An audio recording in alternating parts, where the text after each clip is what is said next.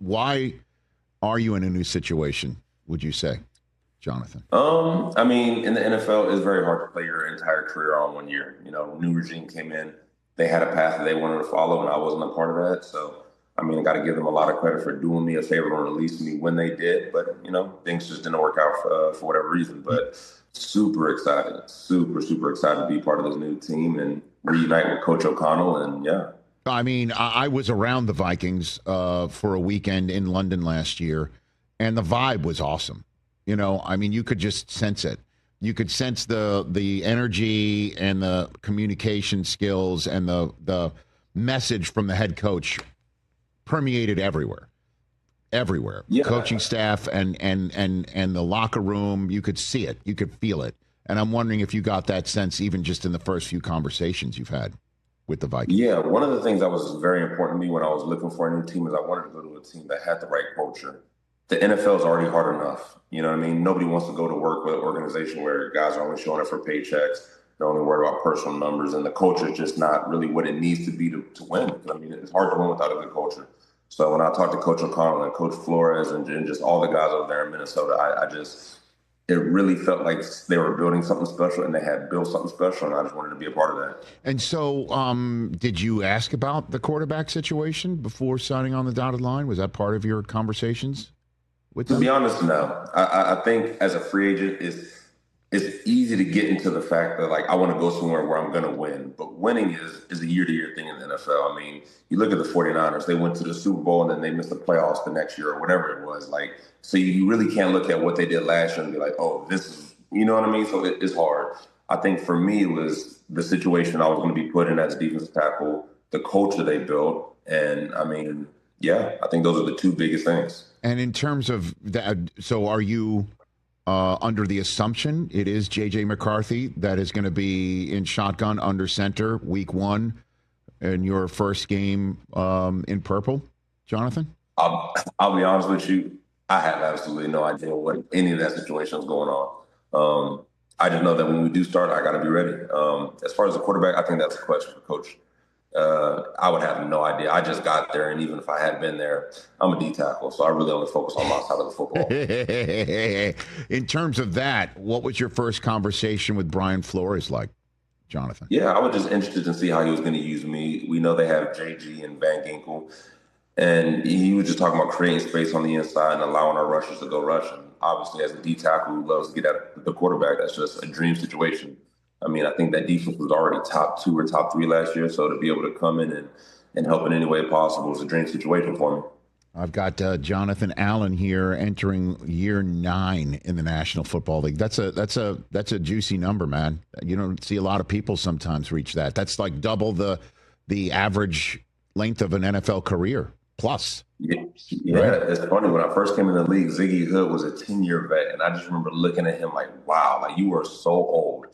And now that's me. And I just feel like I have so much left in the tank. And it's just weird when I'll be talking to guys and they'll be like, yeah, I was born in 2000. Like, so you really can't look at what they did last year and be like, oh, this is, you know what I mean? So it's hard. I think for me, it was the situation I was going to be put in as defensive tackle, the culture they built. And I mean, yeah, I think those are the two biggest things. And in terms of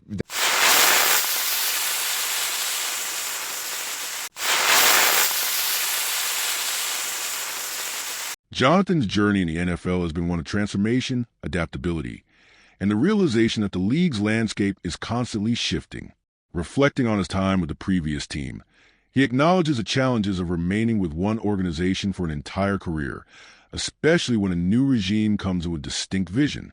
Despite his desire to remain a part of that original team, he gives credit where it's due, recognizing that the franchise made the right call in releasing him when they did.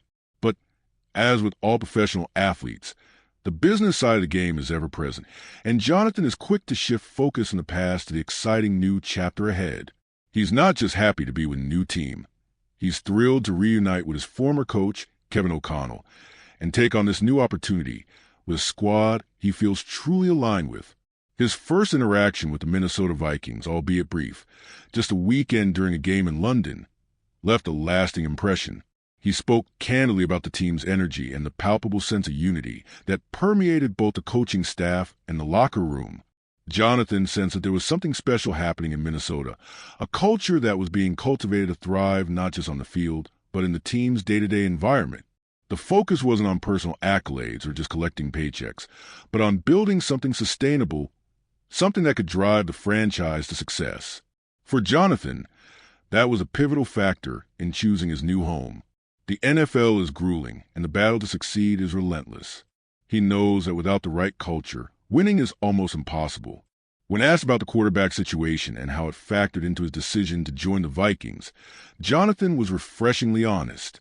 As a free agent, it's easy to get caught up in looking for the next big win. But as he pointed out, winning in the NFL is cyclical. The 49ers, for instance, made it to the Super Bowl only to miss the playoffs the following year. The key to success, according to Jonathan, lies not in the team's record from the previous season, but in the environment you enter as a player. For him, it was more important to understand the defensive roles he would play and to be a part of a team with a winning mentality, which he found in Minnesota. And while many would be anxious to know who will be under center for the Vikings in Week 1, Jonathan admitted that his focus is squarely on his role as a defensive tackle, a position where he thrives. Quarterback questions? That's a matter for Coach O'Connell to sort out. As for Jonathan, his sole concern is to be prepared when the season kicks off. His conversation with Brian Flores, the Vikings defensive coordinator, was centered around how he would fit into their plans. Jonathan is a player who relishes the opportunity to get after the quarterback, and the Vikings' defensive strategy under Flores emphasized creating space for rushers, allowing Jonathan to do what he does best. It was a perfect fit. The defense was already considered one of the league's best, and Jonathan's presence could only strengthen what was already a formidable unit. The excitement in his voice is clear. He's not coming in to simply be a cog in a machine. He's coming in to contribute to something that has the potential to be elite. As Jonathan approaches his 9th season in the NFL, the gravity of his longevity in the league isn't lost on him. Few players reach such a milestone, and even fewer play with the same level of success year after year. Reflecting on his early years in the NFL, he chuckled at the memory of seeing veterans like Ziggy Hood and marveling at how experienced they were. Now, after nearly a decade in the league, Jonathan is the veteran. It's surreal to him, especially when he interacts with younger players who don't remember a time before the world they now inhabit. His longevity, especially in such a demanding sport, is something he takes pride in, yet he insists there's still plenty of fuel left in the tank. His body feels strong, his mindset is sharp, and he's excited about what lies ahead. The fact that he's still in the NFL, still competing at the highest level, is a blessing, and he's not taken for granted. Despite being in the league for almost a decade, Jonathan remains grounded. His conversation reveals that while he's had time to reflect, he's far from content.